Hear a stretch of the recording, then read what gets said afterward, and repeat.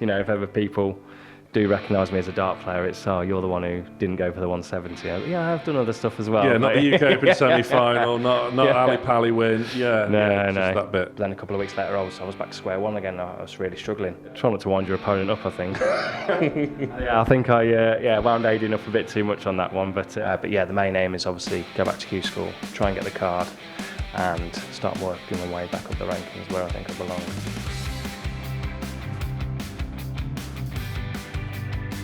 Hello and welcome back to Tungsten Talk here at the MODUS Super Series. Quite a unique show for you today, given that my guest is someone I've known and indeed been friends with for over 30 years, from growing up together in Newport, Shropshire. Delighted to be joined by David Pallett. Hello, mate. Hi, you all right? Yes, yeah. As I say, a bit of a unique one, this one, but we'll try and keep it as professional as possible. But I mean, half the questions I'm going to ask I know the answer to, but we'll crack on. I mean, growing up in Newport, Shropshire, I know fully what that's like, but where did your darting journey begin? It began really in a little village outside Cheswardine. Mum and Dad owned a pub there, and yeah, I was probably about 5 or 6 when I first picked up a dart, and just sort of hit the dartboard when I got home from school and practiced until the pub opened in the evening, really. And yeah, I think that's when I first started playing, from what I remember. And then yeah, we moved back to Newport, a couple of miles down the road, and yeah, I was straight into the Newport League. You certainly were. And was there a moment? Obviously, we'll talk a bit more about your dad later on, because I know he's a massive influence on your life. But when was the moment that it clicked where, you know, there was a career to be made out of this sport? I don't really know, to be honest. I think it never really hit home till I actually got my first tour card. I think before that, I think it was just a hobby. It was something to do as a kid. It was something I really enjoyed and loved doing, but I never really thought of it much as a professional hobby sort of thing, as something I could make a career out of doing. But yeah, it's when I first started playing in the Newport League. It was the first league I played in. Started in the trebles with a couple of the older boys until I started making a mark in that. And then once I did that, I got into the doubles and then into the singles like a year later or something like that. From there, you progressed, as many players do. It's no unique tale, this bit, I suppose, progressing into Super League, and then you get the call up for Shropshire, and then you go on to play for Cheshire. Just talk to me a little bit about those early county days and making that step from Shropshire to Cheshire, and just how difficult a decision it was. Yeah, Shropshire is obviously the county I was born and raised in. Loved playing for Shropshire. They were a Division 4 team at the time. My ambition was to play for the men's England senior team under the BDO. And if I had any hope of doing that, it was to play for a team that were in the Premier League, or at least Championship or Division 1 sort of thing. Shropshire, unfortunately, were in Division 4. So, yeah, it was a tough decision because I love the people there. But yeah, I had to make a choice, and I moved away. And yeah, 50 minutes down the road, there was a county team with a few decent players in it. Just how valuable was that playing? Well, you can tell me the kind of players that you were playing with, and just how valuable experience was it for your progression, I suppose. Yeah, I was hitting 27, 28 averages at the time for Shropshire. I was getting some man of the matches. There was some great players at Shropshire. I was nowhere near the best, but you know, I wanted to progress and play for the England team. And yeah, the players at Cheshire were unreal. You had the likes of Tony Oche, Darryl Fitton, Robbie Green, Stuart Kellett, Stuart Bousfield, Peter Bowie. You had Gareth Holt. You had Welsh internationals. You had England internationals. Gary Robson. You know, the list was endless. You know, to break into that A team, you had to be averaging 29, 30, and you had to be doing that on the stage, and you had to be, you know, get a couple of man of the matches in the B team and really fight your way into it. And luckily I had a bit of a break, and I won man of the match on the Saturday one weekend, and they were a player short on the Sunday, and they asked me, and yeah, I didn't lose many from there. You got the England call, of course, along with your great mate on the PDC tour, Ricky Evans. Obviously, the two of you are an absolute menace together. But just how Just how good of a friend has Ricky been over the years? Yeah, Rick's brilliant. We actually lived on the same street for a few years in Kettering when I lived down there for a while. Fantastic practice partner. His love for the game is second to none. He's brilliant. You know, he's someone you can have a great practice with. You really want to beat when you're practicing, and his ability, his natural ability is some of the best I've ever seen. He's fantastic.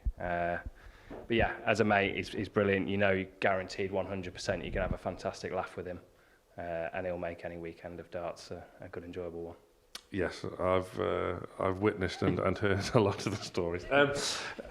Playing there at the BDO circuit for a while, you get to the World Masters and you played your Cheshire teammate Tony O'Shea. That was sort of I think it was your first TV appearance, wasn't it? Yeah, I think it was. Yeah, a bit of a whirlwind weekend. Yeah, I didn't really get the approval from work to go down there, but I told them I was going anyway, so yeah, I wasn't sure if I had a job to go back to. But yeah, I went down there and qualified and then ended up playing Tony O. And yeah, it was a great experience, loved it. Didn't obviously get the result I wanted, Tony. I think he beat me, might have been 2-0 or 2-1 at the time, I can't remember. But no, got the walk on in front of the cameras and really enjoyed it. And then, yeah, decided to make the trip to Q School. Basically, I think it was a couple of months after that. Yeah, I remember the little dance, the little jig you did at the time. I've seen that in a place in Newport. But when was the decision made from you that, right, the PDC is there, Q School is there, now is the time to kind of go and grasp an opportunity, earn that opportunity to go on tour? Yeah, I got my England youth shirt, got my England senior shirt, and I thought that was it really. I thought I could obviously try and qualify for Lakeside, but the bigger pull was to the PDC. The BDO was always great for me in my development, the youth, the senior counties, the England and things like that. But yeah, the bigger pull was the PDC. You know, you want to play with the best of the best, and at that time, 85% of the best players in the world were playing in the PDC. So that was the pull for me, and I really wanted to push myself as well. You know, I was up there in the averages in the BDO. And I knew I was capable of doing it, but I wanted to push myself a little further and see how I got on. Getting your tour card, of course, and you were quick to sort of make a name for yourself in a couple of ways, really. One which has always stuck in my mind was the kind of iconic checkouts and various routes that you were kind of synonymous for now. I remember in an early Euro tour, you were playing Chizzy, and you had 60 left with one dart. So instead of going for big 20, you hit double 14. Yeah. Where does that come from? I don't know really. I mean, my darts used to stick up a lot more than they do now. And I think it might have been an 80 or a 120, and it left me, I might have been on 180. And I was just scared of busting it basically. So I thought if I go for the outside of the 14, if I hit the double happy days, if I hit a 14, you know, I'll come back for 46 and I can either go 6 tops, or I wasn't a big lover of tops back in the day either, so yeah, that was the route, and I was playing well that day as well. I remember the game against Chizzy, and yeah, it went in and it confused a couple of the commentators, and yeah, went on to win that game, which is quite nice actually. Yeah, got our work cut out this week with you here. You were picked up by John and Jackie Archer, who were building a really good, cool little stable actually of players on the tour at that time, with Stephen Bunting, Ricky of course, Ben Ward, great lad, Jim Walker as well, what a character. And then later of course Devon and Joe joined, and Rob Cross, James Wade, fantastic stable to be a part of. Just how big and how vital, crucial experience to be in and around those players who are serious players, but also are really good characters off the oche. Yeah, we had a great team there. It was a fantastic laugh. Like every time you were going away, yeah, you were leaving family and everything behind, but you just knew you were in for an absolute treat every weekend. You never know what Stephen's going to come out with. You never know what Ricky's going to come out with, and it was just fantastic. John and Jackie were brilliant.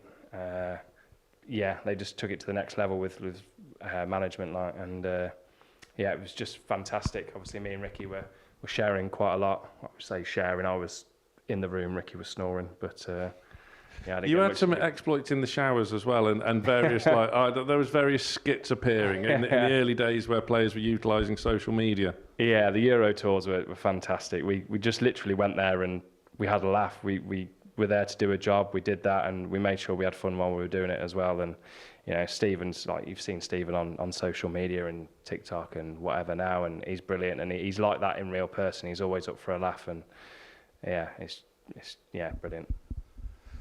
More to come from David Pallett on this Tungsten Talk after the break.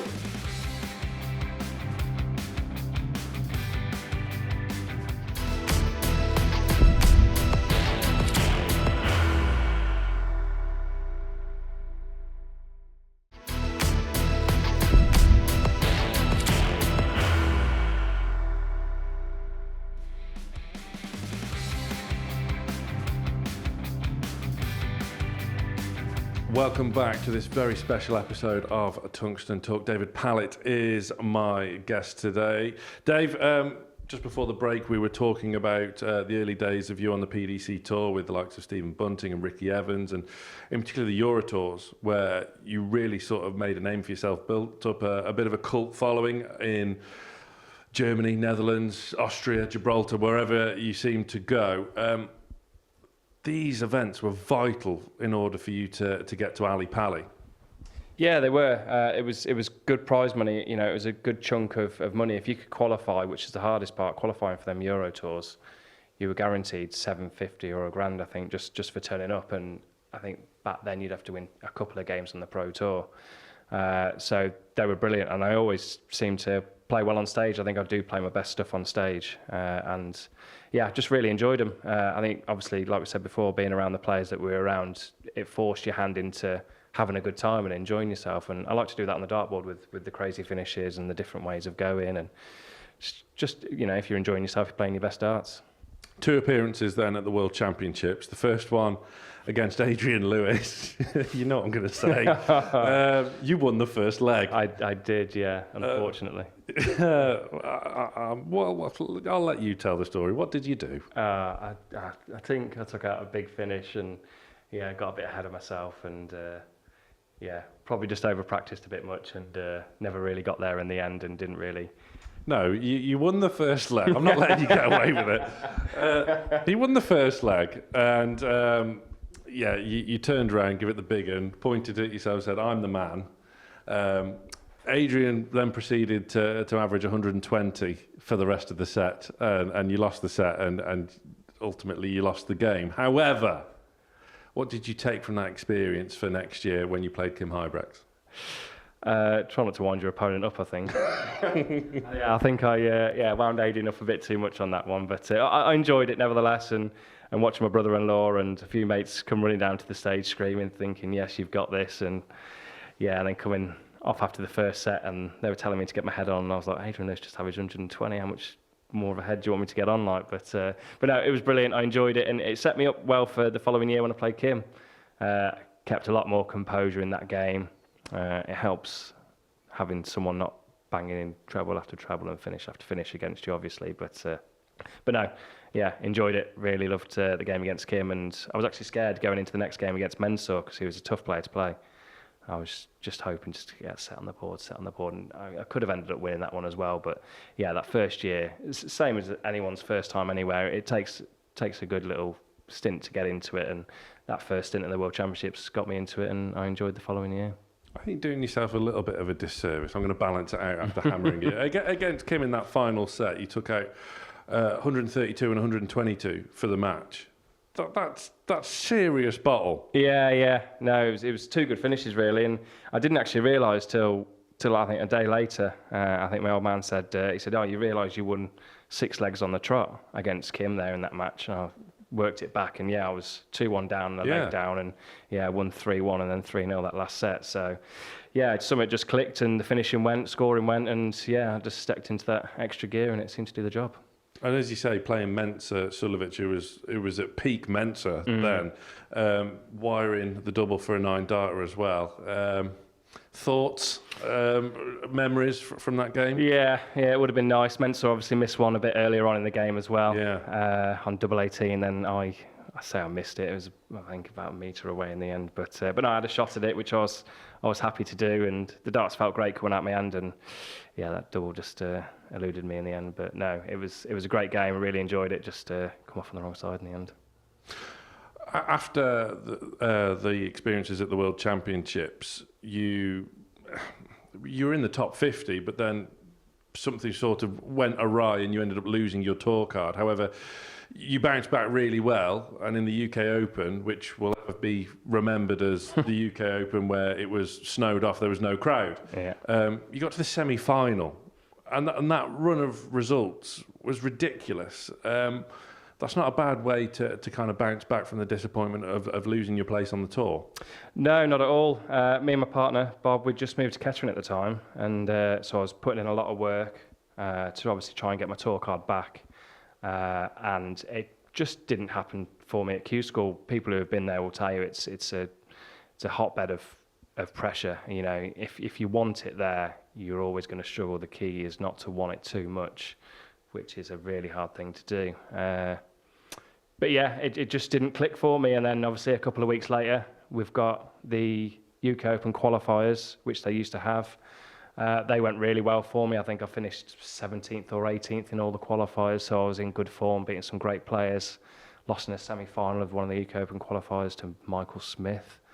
Playing some great stuff, but yeah, didn't have my tour card, and yeah, went to the UK Open in good form, joined it in the third round, and yeah, it was a bit cold. To say the least. I mean, you'd had experience of Minehead before. You'd played Phil Taylor on the stage, who you'd beaten on the floor previously. You lost a last leg, decided to Barney as well, of course. Yeah. That was the year I came down to support you. So you'd obviously had that experience, and it's obviously a great kind of venue because it's so much happening. But knowing you as someone who likes to play off the crowd, especially on those Euro tours, I would have thought that maybe the kind of silence and the kind of spooky atmosphere would have gone to your detriment, but that wasn't to be the case. No, I was just in great form. I think I was just concentrating more on that and trying to keep warm, basically. It sort of took your mind off the game, but I had some really tough opponents. I think it was Thornton, Wade, Hybrex again. So I was always the underdog as well, which always helps. You know, you take a bit of pressure off yourself and you sort of play some of your best starts. And I was playing well that weekend. I think the worst game I eventually played was Gary Anderson in the semi-final, unfortunately. But no, it was a strange one. Hopefully it will never happen again. But if it does, I'd like to be back there and be in the semi-final again. You did eventually get your tour card back, but it wasn't quite the same. And obviously knowing you as I do, everything going on away from darts, which we'll talk about very shortly, was swirling around as well. There is kind of one moment that's synonymous from your second stint on the tour, though, against Darryl Gurney. Again, I'll let you explain. So yeah, a lot of people know it's the old famous 170 moment where I hit the two trebles, give it stacks to the crowd, and yeah, evidently don't go for the bull and hit the big 18 and then go on to lose the leg.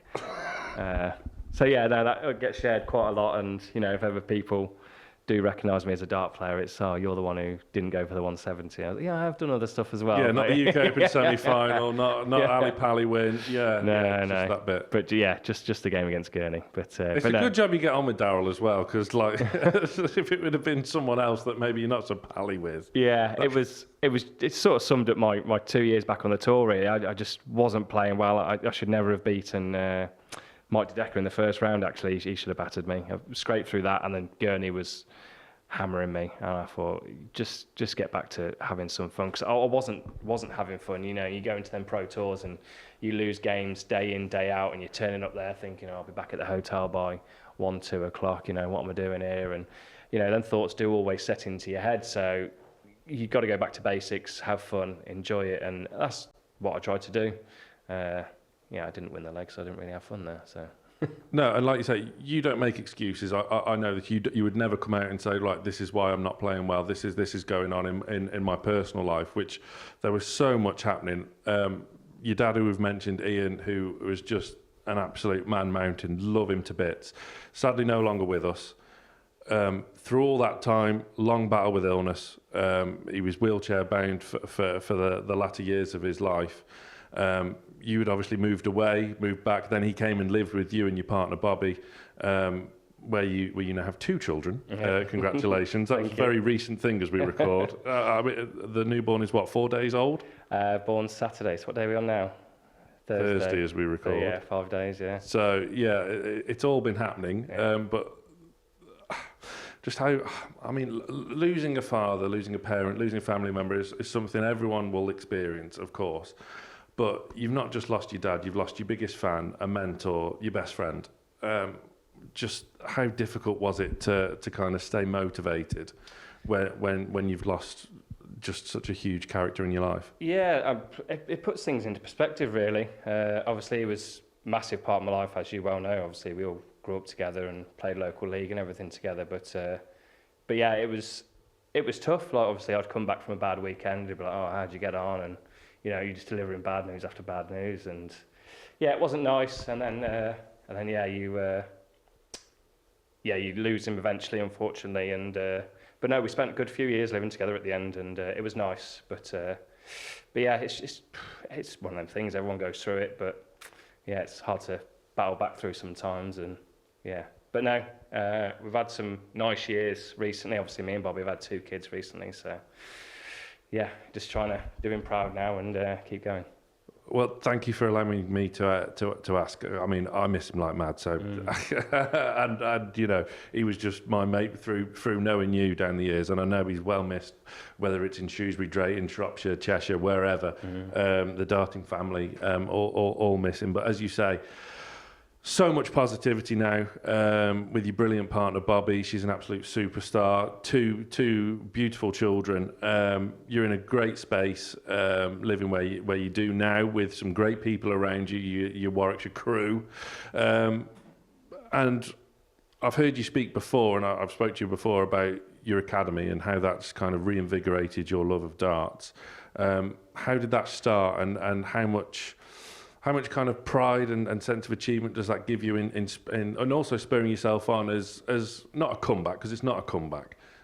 I always call it a rebuild for you. Yeah, it's a bit of a rebuild, but yeah. So the academy idea sort of come to me when Dad was living with us up in Lincolnshire, and my nephew Xavier used to come round and he used to chuck some darts, and Dad used to watch him and give him a few tips and tricks and everything like that.